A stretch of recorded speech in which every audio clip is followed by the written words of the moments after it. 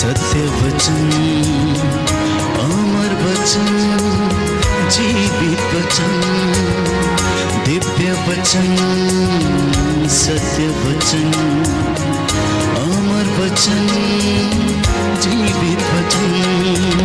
साई दा बामा बनी दा बामा बगरे सा निरे सा निरे सा निरे सा निरे सा। दिव्य वचन, सत्य वचन, अमर वचन, जीवित वचन, दिव्य वचन, दिव्य वचन।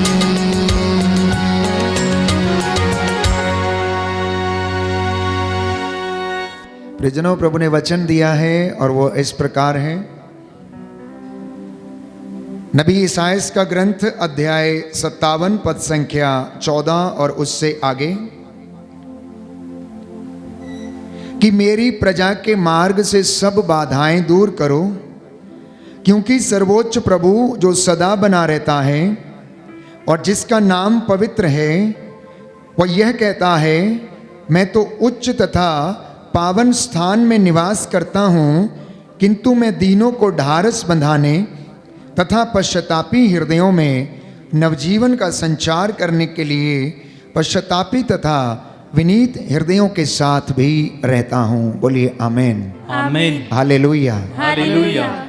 तो इंसान चाहता है कि परमेश्वर उसके ऊपर लगातार क्या करे, दया करता जाए, चंगा करता जाए, उन्नति देता जाए।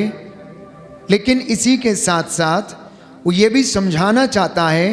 उसने अपने दास नबी से कहा, यशायाह से कहा कि मेरी प्रजा को ढारस बंधाओ और इनसे कहो कि मैं उन पर दया करता हूँ जो विनीत हैं, विनम्र हैं और पश्चातापी हैं। दूसरा वचन प्रभु ने हमें दिया और वो ये है अध्याय 56 यशायाह नबी का ग्रंथ पद संख्या 4, book of Isaiah chapter 56 verse 4।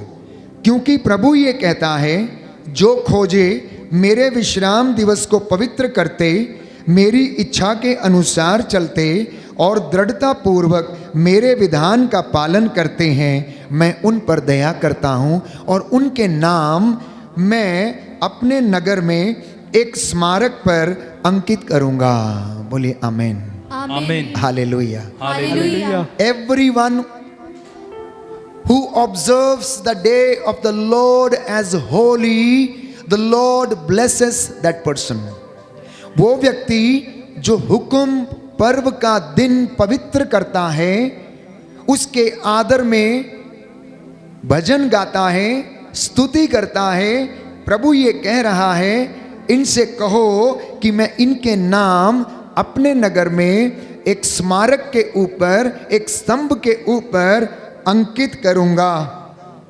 जो पुत्रों और पुत्रियों की अपेक्षा श्रेष्ठ है, मैं उन्हें एक चिरस्थायी नाम प्रदान करूंगा। ये आज उसका वादा है आप सबों के साथ। आप में से जितने भी मुझे ऑनलाइन या इस वक्त जो वेदी के सामने सुन रहे हैं, तो प्रभु ये कह रहा है कि वो खोजे, वो ढूंढने वाले जो मेरे विश्राम दिवस को पवित्र करते हैं, उस दिन पर कोई कारोबार नहीं करते, उपवास के नियमों का उल्लंघन नहीं करते, पवित्र दिन को मानते हैं, मेरी आज्ञाओं पर चलते हैं। मैं ऐसे लोगों पर दया करता हूँ।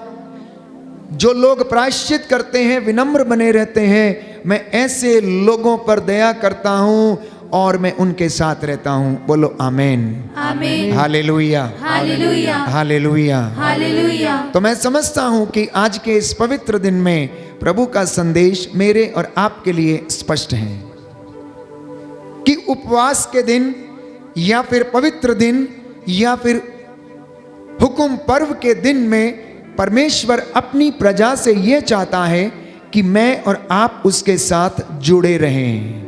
ईश्वर के साथ जुड़ना जरूरी है, मसीह के साथ जुड़ना जरूरी है।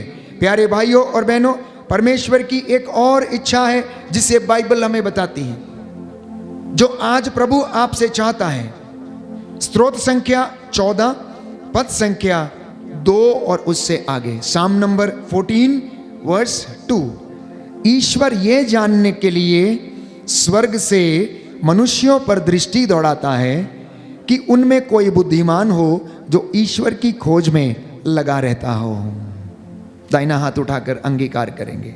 हालेलुया। हालेलुया। प्रभु कहता है प्रभु कहता है कि वह स्वर्ग से मनुष्यों पर दृष्टि दौड़ाता है कि उनमें कोई बुद्धिमान हो जो ईश्वर की खोज में लगा रहता हो। हालेलुया। हालेलुया।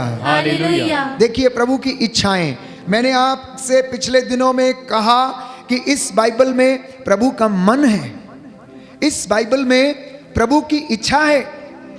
ईश्वर क्या चाहता है अपने बच्चों से, याजकों से, चुने हुए लोगों से, लोक धर्मियों से, मसीहियों से, इसमें ईश्वर का मन लिखा गया है। और ईश्वर का मन क्या है? ईश्वर का मन यह है कि वो स्वर्ग से आप लोगों पर दृष्टि दौड़ा रहा है। क्या करने के लिए? ये देखने के लिए कि कोई सच्ची नियत से ईश्वर को खोजने वाला व्यक्ति मिल जाए, कोई सच्चे हृदय से ईश्वर को खोजने वाला क्या मिल जाए? व्यक्ति मिल जाए। अगले वचन में लिखा है, लेकिन सब के सब भटक गए, सब समान रूप से दुष्ट हो गए, उनमें कोई भी भलाई नहीं करता, नहीं एक भी नहीं। क्या वे कुकर्मी कुछ नहीं समझते? वे भोजन की तरह मेरी प्रजा का भक्षण करते और ईश्वर का नाम नहीं लेते हैं। कहता है वो सब भटक गए हैं, कोई भी अच्छा नहीं, कोई भी ऐसा व्यक्ति नहीं मिला, कोई भी नियत का सच्चा नहीं मिला कि जो मुझे ऐसा व्यक्ति मिल जाए जो मेरी खोज में लगा रहे। ऐसा क्यों हुआ है जानते हैं? ऐसा क्यों हुआ? Why did people go away from the Lord? Why did people go away from the Lord? क्यों लोग ईश्वर से दूर चले गए? तो यिर्मयाह नबी के ग्रंथ में हम पढ़ते हैं, मेरी प्रजा ज्ञान के अभाव में भटकी हुई है। किस चीज का ज्ञान? सांसारिक ज्ञान नहीं, प्रभु के वचन का ज्ञान, प्रभु के प्रेम पत्र का ज्ञान, प्रभु के चिन्ह चमत्कारों और उसके रहस्यों का ज्ञान, प्रभु के पवित्र आत्मा के सामर्थ्य और उसके फलों और वरदानों का ज्ञान। ये इसकी वजह से भटके हुए क्योंकि इसके विषय में ये नहीं जानते। इन्होंने सच्चाई से मुझे खोजा नहीं, इन्होंने सच्चाई से मुझे अपनाना नहीं चाहा। ये मुख से मेरा आदर करते लेकिन इनका हृदय मुझसे दूर है, इसलिए सब के सब भटके हुए हैं। इन्होंने अपने मार्ग चुन लिए हैं, इन्होंने अपने रास्ते खोजे हैं, ये अपने रास्तों पर चलते हैं। और प्रभु ये कहता है, मेरी प्रजा से ये कहो, मेरे मार्ग तुम्हारे मार्ग नहीं हैं, मेरे मार्ग, मेरे विचार तुम्हारे विचार नहीं, मेरे रास्ते तुम्हारे रास्ते नहीं। मैं तो तुम्हारी भलाई करना चाहता हूं, मुझे तुम्हारी भलाई करने में आनंद आता है। बोलो आमीन। प्रभु आपके कल्याण की बातें सोचता रहता है, चाहे आप मुंबई में रहते हो, चाहे विदेश में हो, चाहे आप धमोला में हो, चाहे आप असम में हो, या भारत या दुनिया के किसी भी कोने में क्यों ना हो। हर जाति, वंश, भाषा और व्यक्ति के लिए ईश्वर ने पवित्र लहू बहाया। और प्यारे भाइयों और बहनों, उसके लिए उसने शैतान से क्या कर लिया? शैतान से उसने युद्ध किया और उस युद्ध में उसने फतह पाया। क्यों? क्योंकि आपके कल्याण की बातें वो सोचता रहता है। आपके नाम उसने अपनी हथेलियों पर लिखे हैं। इस बात को हम और गहराई से समझने का प्रयास करेंगे। बाइबल हमें बताती है, उत्पत्ति ग्रंथ में हम पढ़ते हैं कि जिस दिन से आदम ने पाप कर दिया था, जिस दिन से आदम ने पाप कर लिया था, उसी दिन से परमेश्वर उसको बचाने का क्या करने लगा? विचार करने लगा, सोचने लगा। आपको जानकर हैरानी होगी, आपको जानकर हैरानी होगी, अगर हम वचन पढ़ेंगे उत्पत्ति ग्रंथ अध्याय 3, आप पूरा चैप्टर पढ़ सकते हैं, लेकिन मैं आपके लिए पद संख्या 9 से पढ़ूंगा। Book of Genesis chapter 3 verse 9 onwards. प्रभु ईश्वर ने आदम से पुकार कर कहा, तुम कहाँ हो? उसने उत्तर दिया, मैं बगीचे में तेरी आवाज़ सुनकर डर गया, क्योंकि मैं नंगा हूँ और मैं छिप गया। प्रभु ने कहा, किसने तुम्हें बताया कि तुम नंगे हो? क्या तुमने उस वृक्ष का फल खाया जिसको खाने से मैंने तुम्हें मना किया? मनुष्य ने उत्तर दिया, मेरे साथ रहने के लिए जिस स्त्री को तूने दिया उसी ने मुझे फल दे दिया और मैंने खा लिया। प्रभु ईश्वर ने स्त्री से कहा, तुमने क्या किया? और उसने उत्तर दिया, सांप ने मुझे बहका दिया और मैंने खा लिया। तब ईश्वर ने सांप से कहा, चूंकि तूने यह किया है, तू सब घरेलू तथा जंगली जानवरों में श्रापित होगा। तू पेट के बल चलेगा और जीवन भर मिट्टी खाएगा। मैं तेरे और स्त्री के बीच, तेरे वंश और उसके वंश में शत्रुता उत्पन्न करूंगा। वह तेरा सिर कुचल देगा और तू उसकी एड़ी काटेगा। उसने स्त्री से यह कहा, मैं तुम्हारी गर्भावस्था का कष्ट बढ़ाऊंगा और तुम पीड़ा में संतान को जन्म दोगी। तुम वासना के कारण पति में आसक्त होगी और वह तुम पर शासन करेगा।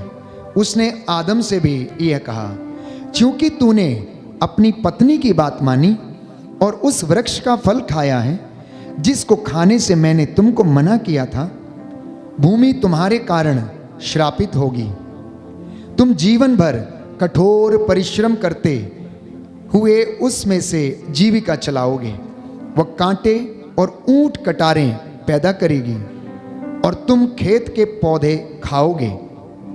तुम तब तक पसीना बहाकर रोटी खाओगे जब तक तुम उस भूमि में नहीं लौटोगे जिससे तुम बनाए गए हो, क्योंकि तुम मिट्टी हो और मिट्टी में मिल जाओगे। पुरुष ने अपनी पत्नी का नाम हेवा रखा, क्योंकि वह सभी मानव प्राणियों की माता है। अब एक बहुत इंटरेस्टिंग वचन है जहां पर परमेश्वर का मन और आदम के विषय में प्रभु की योजना हमें समझ में आएगी। अगले वचन में लिखा है, प्रभु ईश्वर ने आदम और उसकी पत्नी के लिए खाल के कपड़े बनाए। किसने बनाए? किसने बनाए? किसने बनाए? वचन क्या कहता है? बोलिए जोर से, किसने बनाए? प्रभु ईश्वर ने बनाए। किसके कपड़े बनाए?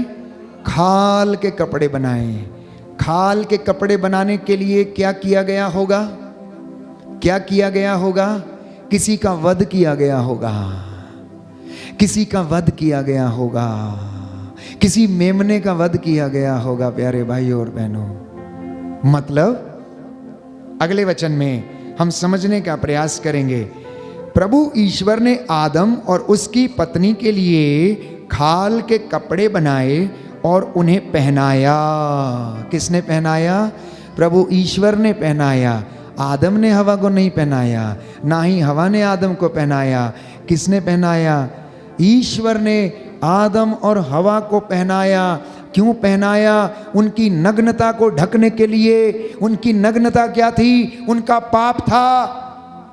उनकी नग्नता को ढकने के लिए परमेश्वर ने, प्यारे भाइयों और बहनों, एक मेमने का वध हो जाने दिया और उसकी खाल के वस्त्र बनाए और आदम और हवा को, प्यारे भाइयों और बहनों, उस नग्नता को, उस पाप को ढकने के लिए मेमने को कुर्बान कर दिया। और उसी दिन से परमेश्वर उसके उद्धार की योजना बनाए जाने लगा। अगर हम इसको गहराई से समझें तो क्या ये हमें नए व्यवस्थान का पूर्वाभास नहीं कराता?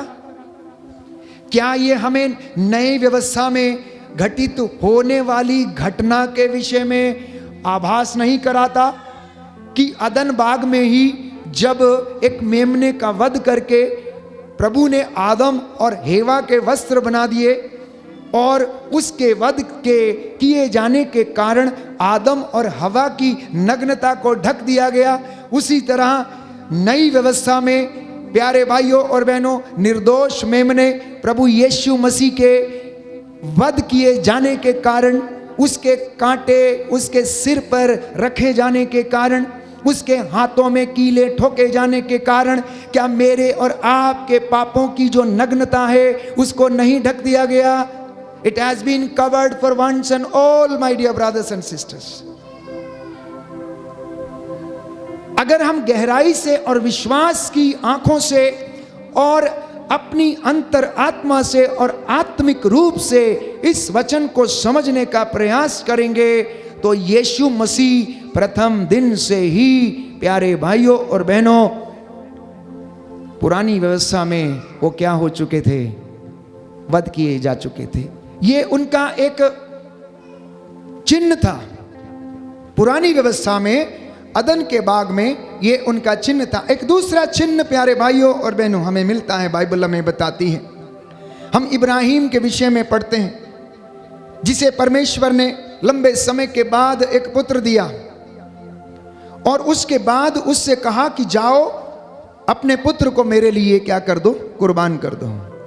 इब्राहिम ने अपने पुत्र इसहाक को लिया और उस जगह पर वो चला गया जिसको परमेश्वर ने दिखाया था। इब्राहिम ने वहाँ पर जल्दी से वेदी तैयार की, उसके ऊपर लकड़ियाँ रखी, बेटे के हाथों को बांधा, पैरों को बांधा और उसे उसके ऊपर लिटा दिया और एक बड़ा सा छुरा लेकर उसको बलि चढ़ाने के लिए वो तैयार हो गया। जैसे ही वो तैयार हो गया प्यारे भाइयों और बहनों, एक आवाज़ सुनाई दी, अब्राहम अब्राहम, मैं जान गया हूं कि तुम मुझे बहुत प्यार करते हो, बच्चे पर हाथ नहीं उठाना। अब मैं जान गया हूं कि तू मुझे बहुत प्यार करता है। ये नई व्यवस्था में घटित होने वाला प्यारे भाइयों और बहनों एक चिन्ह था जो पुरानी व्यवस्था में हमें बता दिया गया था कि मेमने के वध किए जाने के कारण हमारा उद्धार होगा। ये परमेश्वर की योजना थी। This was the plan of God. This was the plan of God, प्यारे भाइयों और बहनों, कि किस प्रकार परमेश्वर अपने लोगों को इस पाप की गुलामी से आजाद करेगा, किस तरह से आदम की संतति को बचाएगा, किस प्रकार से याकूब के वंशजों का उद्धार करेगा, किस प्रकार से अपनी चुनी हुई प्रजा को वो बचाएगा। और आज हम इसी ज्ञान से अनभिज्ञ हैं, मतलब हम लोग नहीं जानते हैं, हमें इस ज्ञान का अभाव है। हम आत्मिकता में कम चलते हैं, हम आत्मिक रूप से इन वचनों को ग्रहण करने में असमर्थ हैं। आज विश्वासियों को आत्मिक बनने की आवश्यकता है। बोलिए आमेन। आमीन। हे प्रभु यीशु, हे प्रभु यीशु, मैं वादा करता हूँ मैं वादा करता हूँ कि मैं आपके पीछे चलूंगा। आपके पीछे चलूंगा। Hallelujah, hallelujah. हे प्रभु यीशु, हे प्रभु यीशु, मुझे अपने आत्मा के द्वारा मुझे अपने आत्मा के द्वारा संचालित कीजिए। संचालित कीजिए। हालेलुया। हालेलुया। तो जब इब्राहिम अपने पुत्र इसहाक की बलि चढ़ा रहा था, प्रभु उससे प्रसन्न हुआ और उसने जब कहा कि मैं जान गया हूं कि तू मुझसे बहुत प्यार करता है, क्योंकि तूने अपना इकलौता बेटा भी कुर्बानी करने से तू पीछे नहीं हटा। तो प्यारे भाइयों और बहनों, इब्राहिम ने देखा कि एक मेमना जिसके सींग किस में फंसे हुए थे? कंटीली झाड़ियों में फंसे हुए थे। ध्यान से सुनना, एक मेमना जो कंटीली झाड़ियों में फंसा हुआ था, उसके सींग जो थे, बाइबल कहती है कि वो किस में थे? कांटेदार झाड़ियों में उलझ गए थे। फिर इब्राहिम ने क्या किया? उन कांटों से उसको निकाला और परमेश्वर के लिए उस मेमने को क्या किया? बलि चढ़ाया। कहने का मतलब ये था कि पुरानी व्यवस्था में प्रभु यीशु के सिर पर जो कांटों का ताज रखा जाना था, उसका पूर्वाभास हमें इब्राहिम के इस बलिदान के वृत्तांत में, मतलब उस दृश्य में पहले से ही बता दिया गया था। इब्राहिम ने जिस मेमने को बलि चढ़ाया इसहाक की जगह पर, उसके सींग भी कांटों में फंसे हुए थे, और जब उसने प्यारे भाइयों और बहनों उसका वध किया, उसको बलि किया, तो परमेश्वर प्रसन्न हुआ।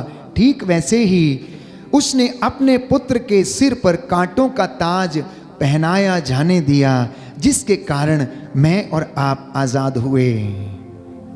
इसलिए बाइबल हमें कहती है, यशायाह नबी का ग्रंथ अध्याय 53 में हम पढ़ते हैं कि वो हमारे रोगों को अपने ऊपर लेता था, वो हमारे पापों के कारण कुचला गया था, हम उसे तिरस्कृत और ईश्वर का मारा हुआ समझते थे। Book of Isaiah chapter 53 verse 4 onwards.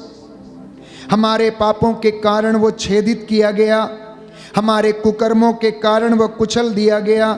जो दंड वह भोगता था उसके द्वारा हमें शांति मिली है, उसके घावों के द्वारा हम भले चंगे हो गए हैं। बोलिए आमेन। आमीन। हे प्रभु यीशु, हे प्रभु यीशु, मैं अंगीकार करता हूँ, मैं अंगीकार करता हूँ, विश्वास करता हूँ, विश्वास करता हूँ, आपके घावों के द्वारा आपके घावों के मैं द्वारा भला चंगा हो गया हूँ। मैं भला चंगा हो गया। Hallelujah, hallelujah, hallelujah, hallelujah, hallelujah. Hallelujah. इतना ही नहीं, बाइबल को यदि आप व्यवस्थित रूप से पढ़ते जाएंगे, if you read it properly, right from the book 1, right from the book of Genesis, then Exodus, then book of Numbers, Deuteronomy।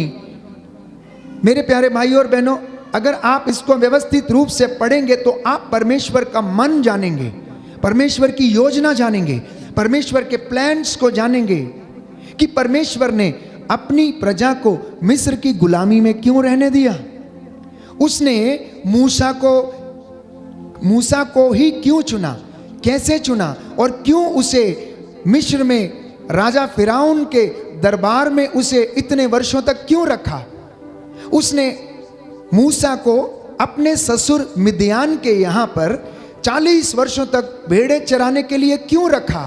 Y, क्या उसे क्या जरूरत थी? क्या वो ऐसे ही उनको आज़ाद नहीं कर सकता था? वो ऐसे ही आज़ाद कर सकता था, वो एक ही ललकार में आज़ाद कर सकता था। वो प्रभु जिसने फिरौन के सामने इतने बड़े बड़े चमत्कार दिखाए, ऐसे ऐसे चमत्कार कि पूरे प्रदेश में अंधकार और इजराइलियों के घरों में उजाला, पूरी पृथ्वी के ऊपर मेंढक सारी जगह फैल गए और मिस्री लोग कुछ काम नहीं करने पाते थे। उस यर्दन नदी में जहाँ पर कि प्यारे भाइयों और बहनों उसके आसपास में बहुत सारे लोग निवास करते, उसका पानी इस्तेमाल करते थे, परमेश्वर ने मूसा के द्वारा, उसकी छड़ी के द्वारा जो चमत्कार किया और उस नील नदी का पानी खून में बना दिया, क्या वो परमेश्वर अपनी प्रजा को यूं ही नहीं छुड़ा सकता था? यूं ही छुड़ा सकता था, लेकिन हर चीज के पीछे एक मकसद था। परमेश्वर का मकसद था, एक उद्देश्य था, इजराइलियों को सिखाने के लिए, इजराइलियों के विश्वास को दृढ़ बनाने के लिए, इजराइलियों को आत्मिकता में बढ़ाने के लिए, इजराइलियों को अपने चिन्ह और चमत्कार दिखाने के लिए यह परमेश्वर का मकसद था। इसलिए परमेश्वर ने कहा, ओ इजराइलियों, तुम्हारे रास्ते मेरे रास्ते नहीं, तुम्हारी सोच मेरी सोच नहीं, तुम्हारे मार्ग मेरे मार्ग नहीं, जैसा तुम सोचते हो मैं वैसा नहीं सोचता हूं। प्यारे भाइयों और बहनों, परमेश्वर हर काम को करने से पहले वो क्या करता है? संपूर्ण रूप से तैयारी करता है। अपने सेवकों को इस्तेमाल करने से पहले वो उन्हें तैयार करता है। इसलिए उसने मूसा को तैयार किया, उसने मूसा को तैयार किया राजा फिरौन के देश में ही, उसी के दरबार में प्यारे भाइयों और बहनों मूसा को उसने रखा और वहाँ पर उसने हर प्रकार का नेतृत्व करना सीखा, हर प्रकार की ट्रेनिंग उसने सीखी। वो राजकुमार था, वो फिरौन के दरबार में रहता था, उसकी सारी ज़रूरतें पूरी होती थी। और जब मूसा ये देखता था कि उसके साथियों पर अत्याचार होता है, तो प्यारे भाइयों और बहनों वो आग बबूला हो उठता था, वो जाता था, वो लड़ता था। और एक दिन ऐसा हुआ कि जब उसने देखा कि उसके एक साथी को एक मिस्री ने क्या किया, झगड़ा कर रहा है, और मूसा बड़े उत्साह के साथ गया और उसने उस पर वार किया और मर गया और उसको रेत के ढेर में छिपा दिया, रेत के ढेर में छिपा दिया। लेकिन उसके बाद कुछ समय के बाद उसने सोचा कि परमेश्वर के लोगों को इस तरह से आज़ाद नहीं किया जा सकता है, इनके लिए कुछ करना होगा। तो वहाँ से वह पलायन कर गया, वहाँ से पलायन कर गया और अपने ससुर के यहाँ उसकी भेड़ें चढ़ाने लगा। अब बताइए, परमेश्वर ने उससे कहा कि तू मेरे लोगों को लेके चल, परमेश्वर ने उससे कहा कि तू मेरे लोगों की अगुवाई कर, फिरौन की गुलामी से इन्हें आज़ाद कर, मिस्रियों की गुलामी से इन्हें आज़ाद कर, क्योंकि ये यहाँ पर रहते रहते क्या हो गए हैं, हर प्रकार के बुराई में फंस चुके हैं। हर प्रकार के जो मिस्रियों के जीवन में जो बुराइयां हैं वो इनके जीवन में भी आ गई हैं, इसलिए तो इन्हें छुड़ा। अब ये गुलामी में है, इनके ऊपर अत्याचार होता है, मैं ये देख नहीं सकता, तो इन्हें क्या कर, इन्हें छुड़ा के लेके चल। और मूसा कहता है मैं कैसे कर सकता हूँ, मैं कैसे कर सकता हूँ, कैसे लोग विश्वास करेंगे, कैसे फिरौन कैसे विश्वास करेगा कि तूने मुझे चुना है। और एक दिन ये वाक्या प्यारे भाइयों और बहनों, जब वो अपने ससुर की भेड़ें चरा रहा था, उसने पर्वत पर एक झाड़ी को जलते हुए देखा, वहां पर परमेश्वर ने उससे बातें की। 40 साल तक वो प्यारे भाइयों और बहनों यही काम करता रहा, भेड़ों को चराता रहा। इसके पीछे भी एक राज था, इसके पीछे भी एक राज था, क्योंकि पुरानी व्यवस्था में परमेश्वर को गडरिये की संज्ञा दी गई है, चरवाहे की संज्ञा दी गई है, भले चरवाहे के रूप में कहकर पुकारा गया है। क्यों भला चरवाहा? एजेकियल नबी अध्याय 34 में इसको बयां करता है कि वो सच्चा चरवाहा है। सच्चा चरवाहा अपनी भेड़ों की देखभाल करता है। वो जब भेड़िया उनके ऊपर अटैक करता है तो उन्हें बचाने के लिए जाता है, वो अपने प्राण न्यौछावर कर देता है। यही बात परमेश्वर चाहता था कि मूसा जाने कि एक भेड़ की रखवाली कैसे की जाती है, एक चरवाहा भेड़ की रखवाली कैसे करता है। और परमेश्वर ने कहा मैं सच्चा चरवाहा हूं, क्योंकि सच्चा चरवाहा खोई हुई भेड़ के पीछे जाता है। जैसे हमारा परम पावन ईश्वर वचन हमें बताता है कि अपनी खोई हुई भेड़ को ढूंढने के लिए जाता है, आपके पीछे आता है। मोटी ताजी भेड़ों को वो क्या करता है, ले चलता है, और जो प्रसव करने वाली हैं उन्हें धीरे धीरे हकालता है, जो घावों से भरी हैं उनके घावों पर पट्टी बांधता है। परमेश्वर चाहता था ओ मूसा तू इन सारी बातों को सीख, इन सारी बातों को जान ले, और तभी तू मेरी प्रजा का चरवाहा बन सकता है। ये योजना थी, ये योजना थी प्यारे भाइयों और बहनों। ये एक प्लान था परमेश्वर का, जिसे कि मैं और आप नहीं जानते, क्योंकि हम लोगों में परमेश्वर के ज्ञान का अभाव है। आपके लिए भी एक योजना है, परमेश्वर ने आपके लिए भी एक योजना है। हम लोग परमेश्वर के साथ हमेशा बने रहेंगे तो हम जीत हासिल करेंगे, क्योंकि आपका प्रभु यीशु, मेरा प्रभु यीशु जीता हुआ है, वो हारा हुआ नहीं है। शैतान हारा हुआ है और उसकी जगह प्रभु यीशु के कदमों के नीचे है। प्यारे भाइयों और बहनों, आप और मैं जिस युद्ध को लड़ रहे हैं वो तो हम पहले से ही जीत चुके हैं, वो तो हम पहले से ही जीत चुके हैं। लेकिन परमेश्वर प्यारे भाइयों और बहनों हमें ईमानदार बने रहने की क्या देता है, सलाह देता है, आशीष देना चाहता है, अपने साथ हमें रखना चाहता है। वो अपने साथ हमें प्यारे भाइयों और बहनों हमेशा हमेशा बनाए रखना चाहता है। इसलिए प्रभु से दूर नहीं जाना। जो युद्ध आप लड़ रहे हैं, जो लड़ाई आप और मैं लड़ रहे हैं, वो लड़ाई इंसानों से नहीं है।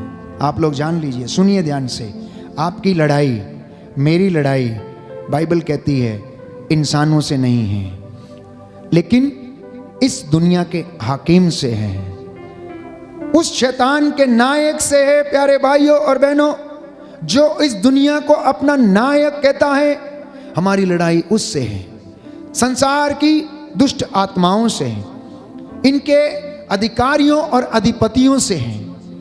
हमारी लड़ाई इन गंदी दुष्ट आत्माओं से है। इसलिए इनसे अपने आप को आजाद करना, इनसे अपने आप को आजाद करना।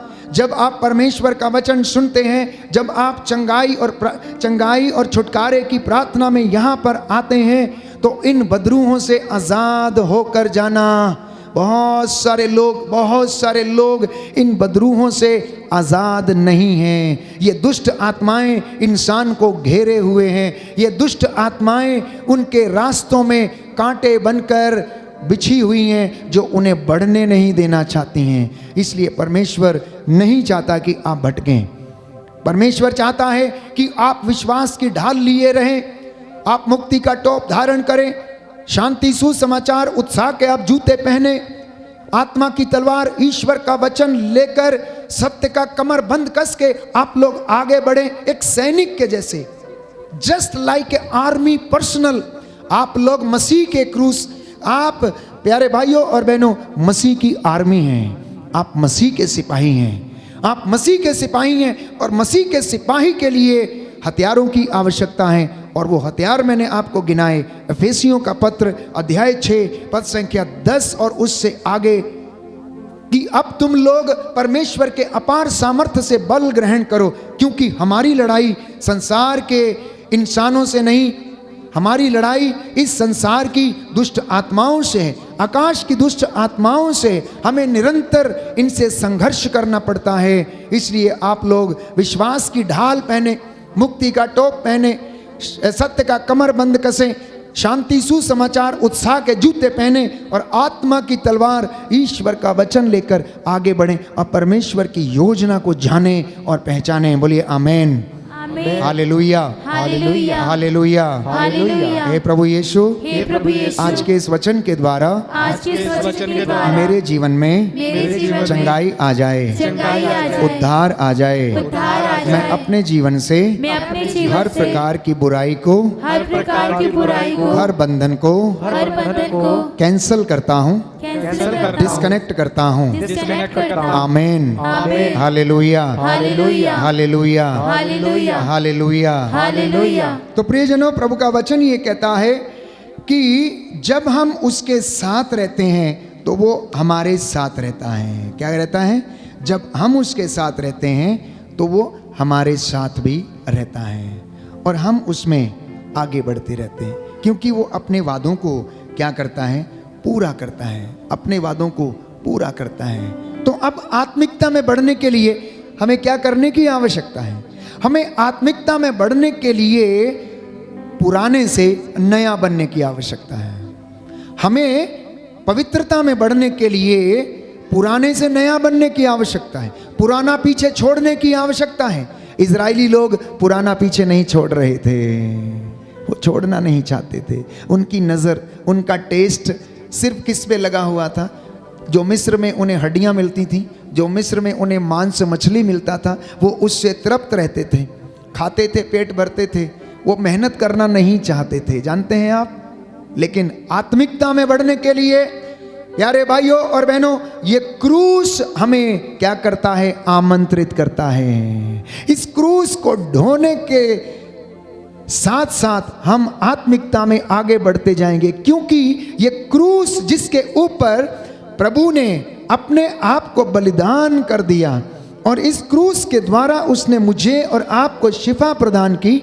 ये क्रूस हमें आत्मत्याग सिखाता है। ये क्रूस हमें बलिदान करना सिखाता है। ये क्रूस हमें प्रेम करना सिखाता है। ये क्रूस हमें अपनी इच्छाओं को मारना सिखाता है। ये क्रूस हमें जिंदगी में जोड़ना सिखाता है। ये क्रूस के द्वारा ही हम लोगों के जीवन में मुक्ति और उद्धार आ सकता है। इस क्रूस के द्वारा ही हम परमेश्वर तक पहुंच सकते हैं। प्यारे भाइयों और बहनों, बिना बलिदान के, बिना आत्मत्याग के, बिना रक्त बहाए पापों की क्षमा संभव नहीं है। जान लीजिए आप लोग, बिना रक्त बहाए, बिना आत्मत्याग किए हुए बिना ईश्वर की इच्छा पूरे किए हुए क्या संभव नहीं है? मुक्ति संभव नहीं है। संत पौलुस कहता है, डरते कांपते हुए अपनी अपनी मुक्ति के लिए प्रयासरत रहें। हालांकि मसीह ने ये जंग जीत ली है, मसीह ने मौत पर फतह हासिल किया है, लेकिन आप लोग अपनी अपनी मुक्ति के लिए निरंतर प्रयास करते रहें। अब कोई मुझसे पूछेगा, why should I work for my salvation? Because I have been already redeemed.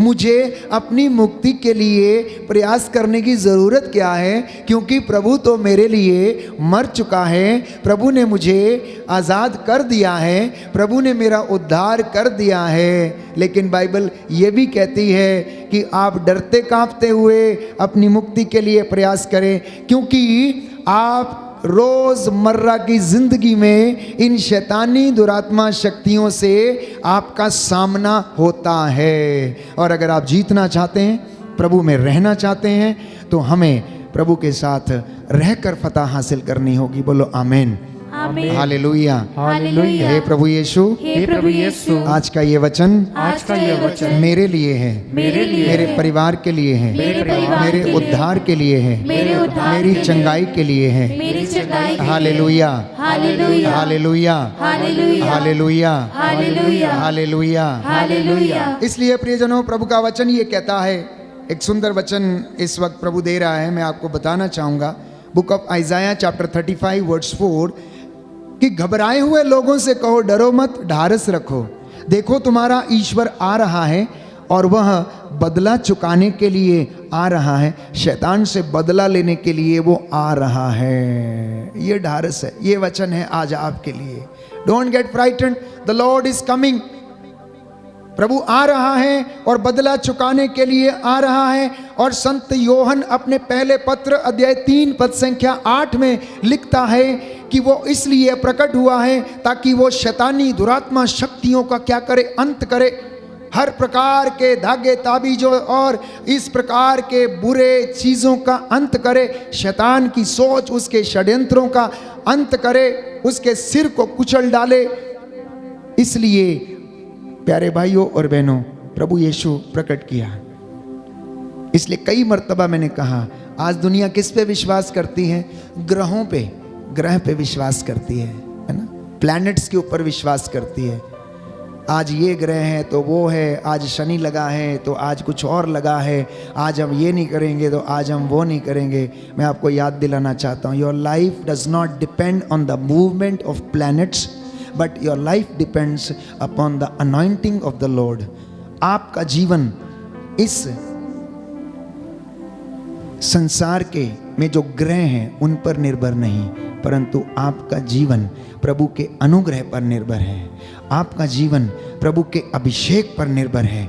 आपका जीवन प्रभु के जो मसा वो देता है उस पर निर्भर है। इसलिए प्यारे भाइयों और बहनों, आप याद रखें कि प्रभु के वचन का जो ज्ञान है उसे रिसीव करते जाएं। शैतान को अवसर ना दें। सच्ची दाखलता के साथ आप लोग जुड़े रहें और प्रभु आपको आशीष प्रदान करेगा। क्योंकि बाइबल में बताती है, प्रभु ये कहता है यिर्मयाह नबी का ग्रंथ अध्याय 29 पद संख्या 11 में कि मैंने तेरे लिए योजना बनाई है और उस योजना के तहत आज आप उसका वचन सुनने के लिए बैठे हैं, किसी और योजना के तहत नहीं। कुछ लोग बहुत दूर दूर से आए हैं, कोई 10 किलोमीटर दूर, 20 किलोमीटर दूर, 40-50 किलोमीटर दूर। वाहे? क्यों? आखिर क्यों? ये आपकी योजना नहीं। प्रभु ने आपके मन को टटोला, प्रभु ने आपके मन को खोला, प्रभु ने आत्मा ने आपको प्रेरित किया, जाओ वचन सुनो और शुद्ध हो जाओ, मेरे दिन को पवित्र रखो, मेरे हुक्मों का पालन करो और देखो मैं अपने बादलों को आदेश दूंगा कि वो तुम पर शांति की वर्षा करें, आशीष की वर्षा करें, उन्नति की वर्षा करें। Today you will be freed my dear brothers and sisters. आज आप लोग आज़ाद हो जाएंगे। अगर ये कलाम आप स्वीकार करेंगे, ईश्वर की योजना को पहचानेंगे, तो आपकी छोटी से छोटी योजना जिसे आप बेकार समझते हो, परमेश्वर के लिए वो योजना बहुत महान हो सकती है और वो योजना उसके लिए महान है। ठीक ठीक वैसे ही यूसुफ की जिंदगी में जैसे उसके भाइयों ने उसे बेच दिया, सब कुछ लोगों ने सोचा समाप्त हो गया है, यूसुफ के भाइयों ने सोचा अब तो यूसुफ मर गया, इसलिए हमारा पिता हमसे ईर्ष्या करता था और इसको प्रेम करता था, अब सब कुछ समाप्त हो गया, अब हम कहेंगे कि उसे किसी जानवर ने मार डाला, ये उसका कुर्ता है, खून से रंगा हुआ है। लेकिन ना तो यूसुफ जानता था कि उसके भविष्य में क्या होने वाला है, और ना ही उसके भाई जानते थे कि उनके भविष्य में क्या होने वाला है। वो भाई जिन्होंने यूसुफ को बेचा था, वही जब अकाल पड़ा प्यारे भाइयों और बहनों, उसके सामने जाकर रोते हैं, आंसू बहाते हैं, गिड़गिड़ाते हैं। और वो उस अकाल के दिनों में परमेश्वर की योजना ये थी कि वो अपने भाइयों की देखभाल कर सके, उनके लिए भोजन का प्रबंध कर सके, जबकि अकाल पड़ा हुआ था, खाने के लिए कुछ भी नहीं था। हाँ, परमेश्वर ने देखिए कैसी योजना बनाई कि यूसुफ को वो किस बहाने से वहां पर पोतीफर के महल में ले गया और वहां पर उसको मंत्री बना दिया। मंत्री बना दिया प्यारे भाइयों और बहनों, मंत्री बना दिया। यह परमेश्वर की योजना है। कभी कभी हम लोग सोचते हैं कि हमारे जीवन में ये सब यूं ही है, कुछ भी नहीं है, सब कुछ समाप्त हो गया। हाय मेरे साथ ऐसा क्या हुआ? Why only with me, why only with my children, केवल मेरे बच्चों के साथ ऐसा क्यों? मेरी पत्नी, मेरे घर में, मेरे संपत्ति, मेरी नौकरी के साथ ऐसा क्यों? प्यारे भाइयों और बहनों, सुलेमान की तरह आप बुद्धि में उसके जैसे बन सकते हैं, लेकिन अगर अनुशासन में यूसुफ की तरह नहीं है तो कभी भी हम ब्लेस नहीं हो सकते। परमेश्वर कभी भी हमें अपना मसा प्रदान नहीं कर सकता। आइए हम प्रार्थना करेंगे कि प्रभु अपनी योजनाओं को हमारे जीवन में पूरा कर। घबराना नहीं। आपके घर में हो सकता है जिस चीज़ को आप बेकार समझते हैं, जिस योजना को या जिस बात को आप छोटा समझते हैं, हो सकता है उसमें परमेश्वर की बहुत बड़ी रज़ा हो और वो आपके जीवन में उसे पूरा करना चाहता हो। कोई माता पिता, दंपति जल्दी से निराश हो जाते हैं। अभी 2 साल बीतते नहीं है शादी के लिए और रोने लगते हैं, संतान नहीं है। कोई 5 साल हुआ तो संतान नहीं है। परमेश्वर ने प्यारे भाइयों और बहनों 20-20 साल, 25-25 साल के बाद लोगों को संतानें दी। बुढ़ापे में उसने संतानें दी। उनके लिए उनकी योजना थी।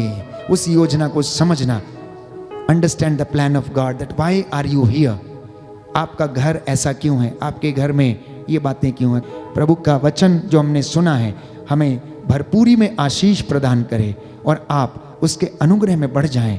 पवित्र आत्मा आपकी अगुवाई करे। हम लोग भी शद्रक, मेशक, अबदनगो और दानियल के जैसे आत्मा में बढ़ जाएं।